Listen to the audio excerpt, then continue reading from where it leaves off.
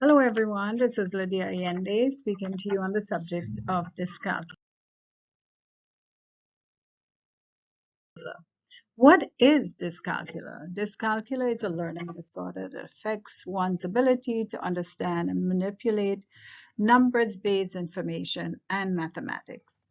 So, individuals who have dyscalculia disorder struggle with numbers and math because the brain does not really process math or math-related concepts like people without this disorder. Um, what are the causes?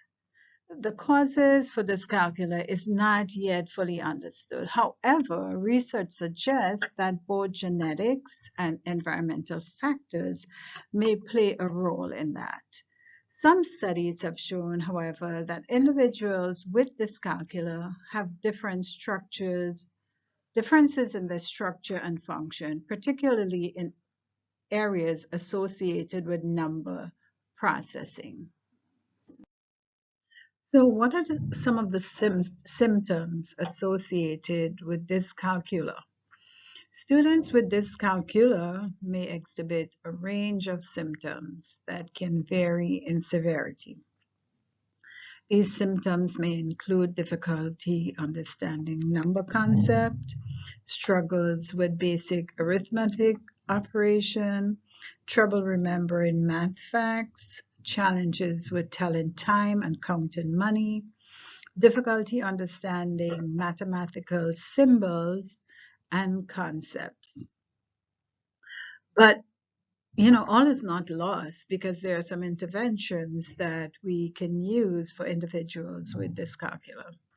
Effective interventions for dyscalculia involve a multifaceted approach that addresses both the underlying cognitive difficulties and provides targeted instructions. For example, some common strategies would include things like explicit instructions, visual representation, multi-sensory techniques, assistive technology, and individualized instructions. So let's look at explicit instructions. Explicit instructions is like when the teacher should provide clear and direct instructions, right? Breaking down the mathematical concepts into smaller and more manageable steps. This helps students build a solid foundation before moving on to more complex topics. Visual representation is using visual aids such as number line, for example, manipulatives, diagrams, and that can be enhanced or it can enhance the understanding and make abstract concept concrete for students with dyscalculia. Multisensory techniques, for example, is incorporated multiple senses such as touch and movement, and this can improve learning and retention for students with dyscalculia. Hands-on activities and kinesthetic learning experience can also help to reinforce mathematical concepts. Now, when we talk about assistive technology, we're talking about utilizing things like calculators, special software, apps, etc. Right? And then we have the individualized instructions, the IEPs, recognizing that each student with dyscalculia may have unique strengths and challenges. It is important to tailor the instruction to their specific needs.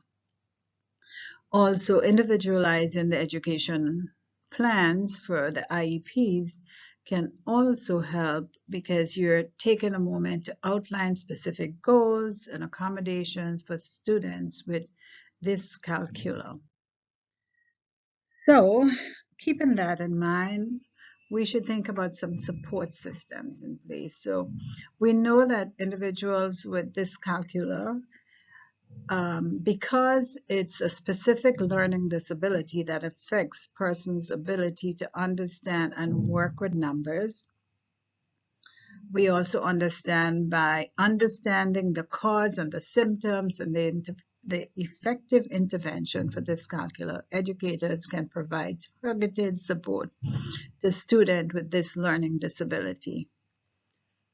Also, if we have appropriate interventions and accommodations, individuals with dyscalculia can develop mathematical skills and succeed academically.